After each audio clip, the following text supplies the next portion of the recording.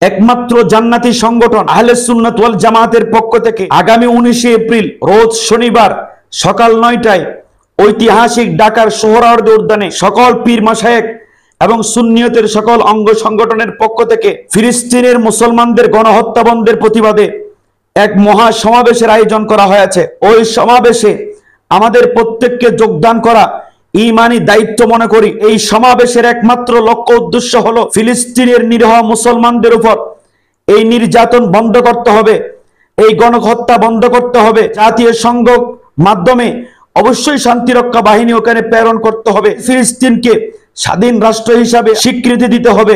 ফিলিস্তিনি নিরীহ মুসলমানদেরকে যারা হত্যা করেছে আন্তর্জাতিকভাবে তাদের বিচার করতে হবে। আমরা সকল মুসলমান যদি ঐক্যবদ্ধ হয়ে এই দাবিগুলো আমরা উত্থাপন করতে পারি, ইহুদি নাসরারা দাবিগুলো মানতে অবশ্যই বাধ্য হবে। পীর যার যার, সুন্নিয়ত সবার। আমাদের ঘরে বসার দিন শেষ, আমাদের হানকায় বসে থাকার দিন শেষ। আসুন আমরা হানাকা ছেড়ে, আমরা আমাদের নিজের স্থান ছেড়ে সোহরাওয়ার্দী উদ্যানে এসে আমরা মুসলমানদের পক্ষে গর্জে উঠি।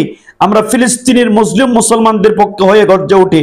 ইনশাআল্লাহ এটার প্রতিদান অবশ্যই আল্লাহ পাক সুবহানাহু ওয়া তাআলার পক্ষ থেকে কাল হাসরে পাবো। আসুন ভেদাভেদ ভুলে গিয়ে, হিংসা ভুলে গিয়ে, আমরা একে অপরের দ্বন্দ্ব ভুলে গিয়ে, এক দরবার অপর দরবারের প্রতি হিংসা ভুলে গিয়ে এই গর্জন দিই, ফিলিস্তিন নিরাপদ করতে হবে, ফিলিস্তিন স্বাধীন রাষ্ট্র ঘোষণা করতে হবে, ফিলিস্তিনের মজলুম মুসলমানদের উপরে গণহত্যা বন্ধ করতে হবে, করতে হবে, করতে হবে।